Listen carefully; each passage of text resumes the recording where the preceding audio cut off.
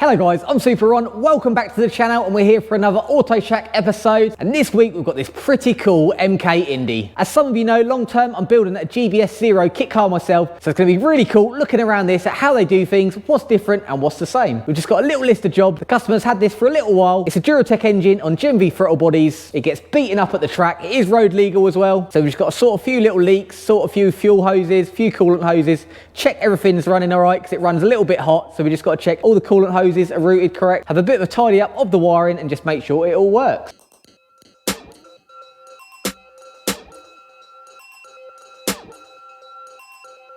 It's an MK Indy. It's registered in 2003. It's got the 2-litre Durotech, a full MK kit, Type 9 gearbox, a little battery. It's just had a new wiring loom put in. Looks like the Kit Builder Solutions kind of style fuse box put in. It's running micro squirt to run the Gen Vs. And it's got the Ford EDIS as well. Sierra column, got a bike tacho, shift lights, oil pressure. Even got a little glove box. Overall, pretty standard stuff. It's got a nice little boot in the back. This might give me a little idea for mine. Fuel filler. So it is no frills, track fun. It runs great flat out, not so great at part revs. So maybe we'll have a little look into that. We need to look at the fuel system because it's got a bit of a weird fuel system on it. It's got all rose jointed arms, all in nice boots, so they should last nicely. Sierra brakes all round. It's got independent rear suspension, Sierra bolt-on drive shaft, so it's probably got an LSD as well. So let's tick off these little jobs with this one.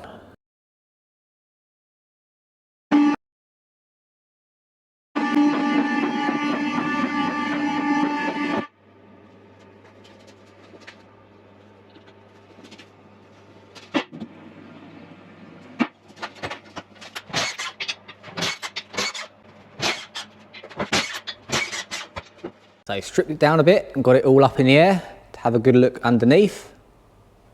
And it is all looking very, very familiar. It's amazing how similar all these different kit cars are. Same diff as me with the bolt-in drive shafts. I think, it's been so long I can't remember, but I think I've got vented rear discs, but it's still got the Sierra bolt-on hub going onto a custom arm. This one has got all adjustable rose joints everywhere, which is pretty cool, which mine hasn't got. I've just got bushes on mine. But same fuel tank design, same frame design at the back. Flat floor, Type 9 gearbox. It's all very similar. This is a bit different. They've got curved body here, whereas mine's angular.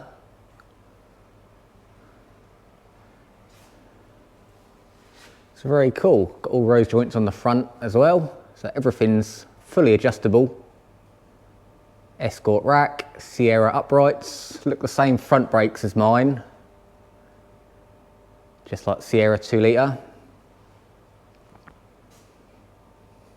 And this has solved the mystery of why there's no high pressure pump. We couldn't work it out because the pipe from the top, it looks like it comes out the swirl pot and straight up to the rail, and we knew it couldn't run on the low pressure pump, but in the bottom of the swirl pot there is, I don't know if you can see, this Suzuki fuel pump, whatever that might be off, but it fits in that swirl pot perfectly.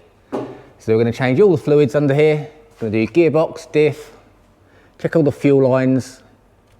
You can see these ones are getting a bit perished, so we'll change all the rubber hoses. Do a brake fluid change all round, engine and gearbox oil. And we might have to redo the coolant system because there's something not quite right there. Just give it a good check over. Going to start with a brake fluid change. Lucky it's still got just a standard Sierra brake reservoir, so that means we can get our pressure bleeder on there. He said he does track date a lot, so most probably the fluid is cooked. It looks a little bit black, so we'll get our pressure bleeder on there and pump it all through 4 corners.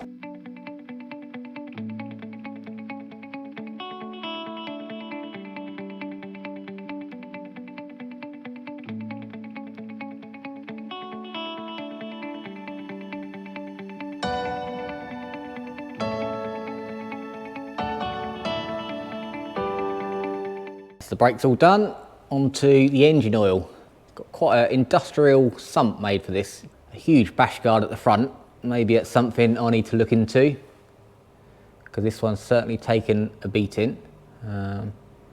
Looks like that's the drain pipe. That's maybe a temperature sender. Let's get this oil out.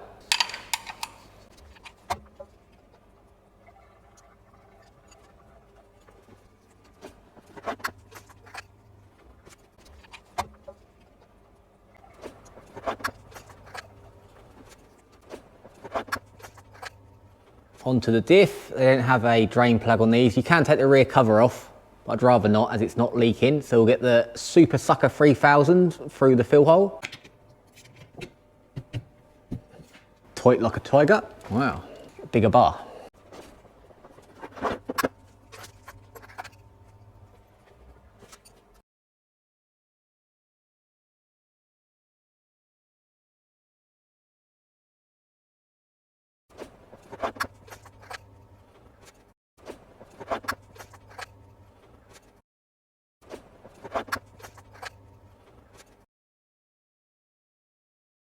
And then next up, we're just going to do a little bit of cable management, because all this is super tight.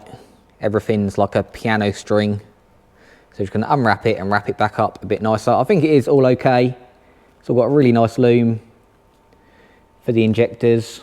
So I think it's just a bit agriculturally wrapped up. Everything's just a little bit tight. So I'll unwrap that, rewrap it, route it a bit neater. Might flip the battery over as well, because this positive terminal being pretty much touching the body isn't ideal, but if we can flip it, that'll solve that problem. Find out what all these do. And also got a rocker cover gasket as well, because it was leaking on the other side, and a set of spark plugs, so we'll get them in. And then he was suffering from a little bit of overheating problem, and we think it is the radiator. It's got its breather blocked off, and the top hose goes right down low and to the bottom, so we think it's getting quite an airlock in the top. So we're going to tee off this one into here and give it a little bit of a return, just so it can bleed the air out the top of the radiator back into the header tank, and that should solve that problem. You can see where it's been boiling over and chucked all its dirty water out. Not what you want on a track day or a road day. Aha, that's handy. GoPro mount. Perfect.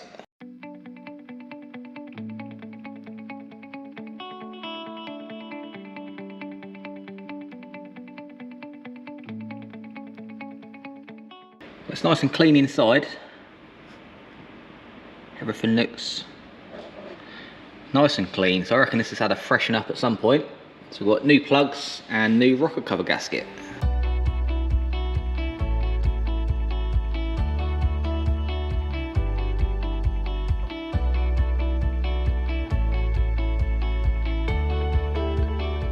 Just found this little hose in our old hose pile. It's going to be perfect. So we just put a T in there, and that will then bleed all the air that gets trapped in the top of the radiator. It's like it is meant to be.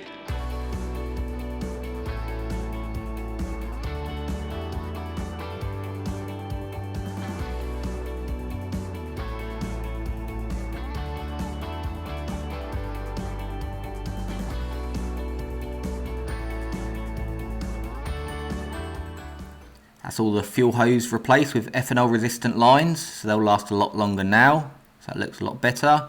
So now let's sort out this wiring.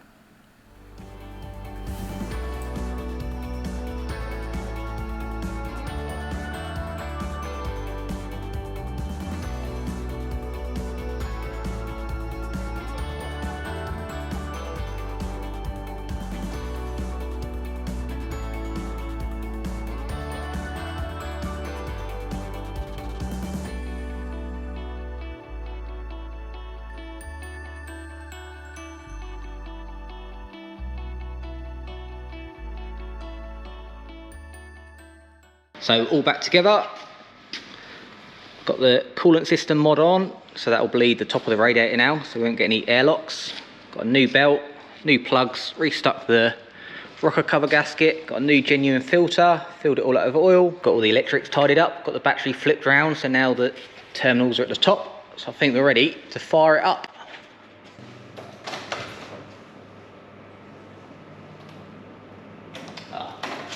Flat battery. Take 2.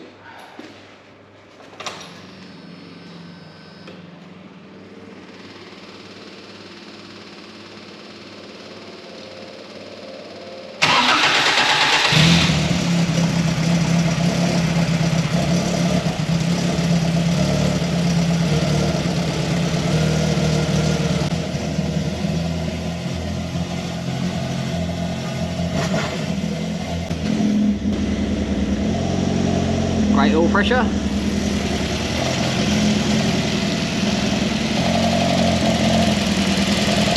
looks returning nicely. So we've got flow now. Let it warm up.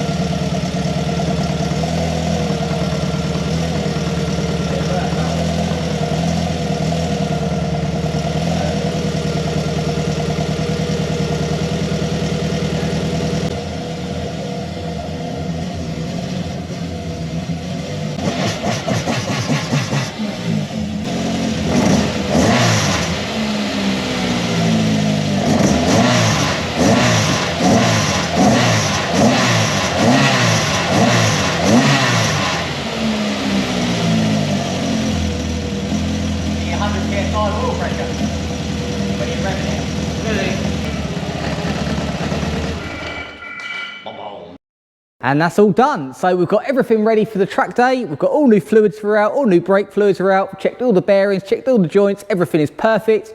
A new set of plugs, resealed the rocker cover, so I got rid of that leak. Done the little mod to the cooling system, so hopefully that won't boil over anymore. Got rid of that airlock problem. Tidied up the wiring, flipped the battery over so that positive isn't now dangling just over the body. So we're ready to give it back to the owner to have a lot more fun in. It's not a concourse kart, it's a bit rough around the edges, but sometimes that makes it even more fun because you haven't got to worry about damaging it or scratching it or stone chip it. You can just go out flat out everywhere and have all the fun.